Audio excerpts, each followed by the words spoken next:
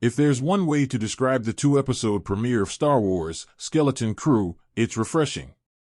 After the lore-heavy storyline that The Acolyte explored earlier this year, showrunners John Watts and Christopher Ford have thankfully taken a step back to explore a more self-contained corner of the galaxy.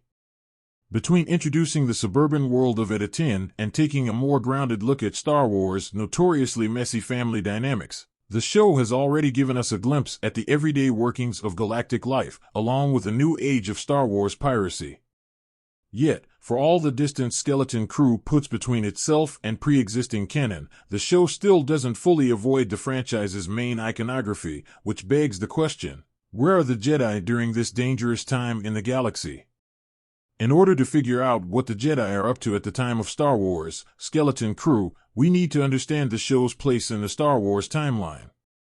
The show's opening crawl already confirms that the show takes place shortly after the events of Return of the Jedi, and subsequent reports have revealed that the series occurs around the same time as The Mandalorian and Ahsoka, clarifying that all three sets of characters are active around the same time.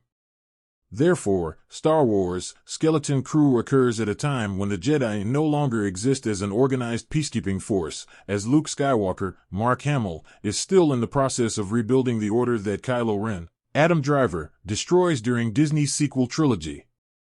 Similarly, knowing Skeleton Crew takes place around the same time as The Mandalorian and Ahsoka helps us determine the other Jedi active during this time period. Aside from Luke, Rosario Dawson's Ahsoka Tano is still carrying on the legacy of the old Jedi Order, albeit from a different galaxy, and both Sabine Wren, Natasha Liu Bordizzo, and Ezra Bridger, Iman Esfandi, are likewise two former apprentices who are still kicking around the main canon.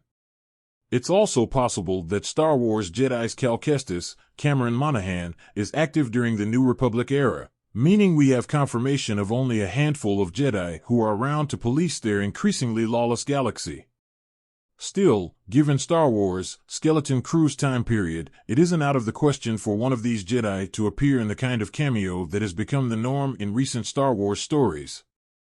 If that were to be the case, Ezra would be the best bet to help out Skeleton Crew's main cast, as the character's experiences during Star Wars Rebels uniquely position him to advise a new group of intergalactic adventurers, and it's also possible the character has already returned from his exile on Prydia. Regardless of crossovers, however, the absence of the galaxy's most reliable peacekeepers still makes itself felt more poignantly during Star Wars, Skeleton Crew's adventurous premiere. In a first for the Star Wars universe, Skeleton Crew begins its first episode with a subtle nod to the latest generation of the franchise's fans, having Vim, Ravi Kabak Converse, play with action figures, toy lightsabers, and flip through a databook of old Jedi stories with an awestruck fascination many real-life Star Wars fans have undoubtedly experienced.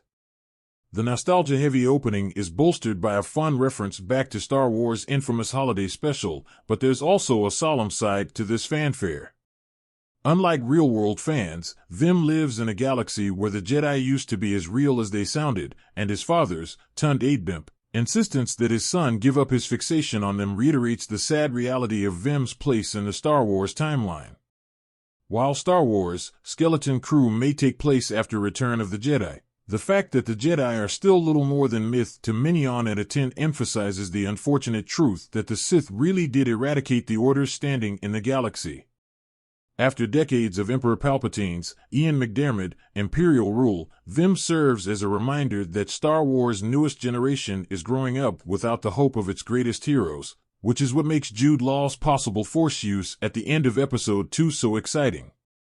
In the series, the absence of the Jedi represents the tragedies of the past and the need to begin again, proving that the galaxy is in dire need of new legends.